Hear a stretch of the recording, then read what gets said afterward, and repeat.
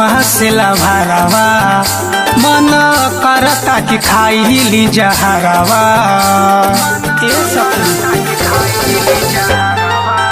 ओ बात नइखे करत हम हसेला भरावा मन करता कि खाई ली जहरावा।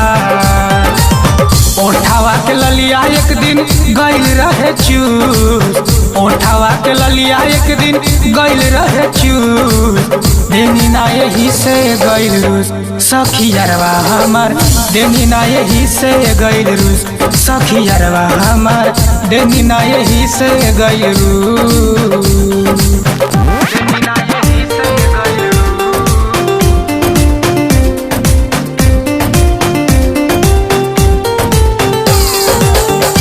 Recording by Dosti Studio.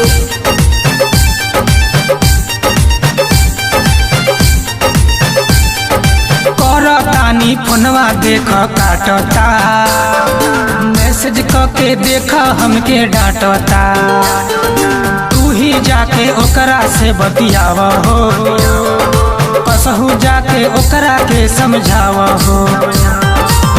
अब के निकाली हमरा जवानी के जूस, देनी ना यही से गइल रूस सखियरवा हमार, देनी ना यही से गइल रूस सखियरवा हमार, देनी ना यही से गइल रूस।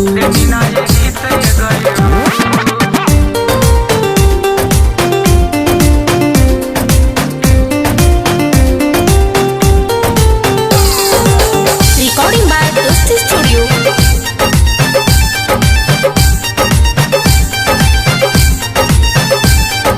कैसे कहीं हम भोला बजरंगी से, शादी ला बतियवले बानी मम्मी से, पीछे पड़ल बाड़े राकेश वर्मा जी, लाइन मार तारे देख शर्मा जी, दोसरा से शादी करके रहब नाही खुश, देनी ना यही से गइल रूस सखियरवा हमार, देनी ना यही से गइल रूस सखियरवा हमार, देनी ना यही से गइल रूस।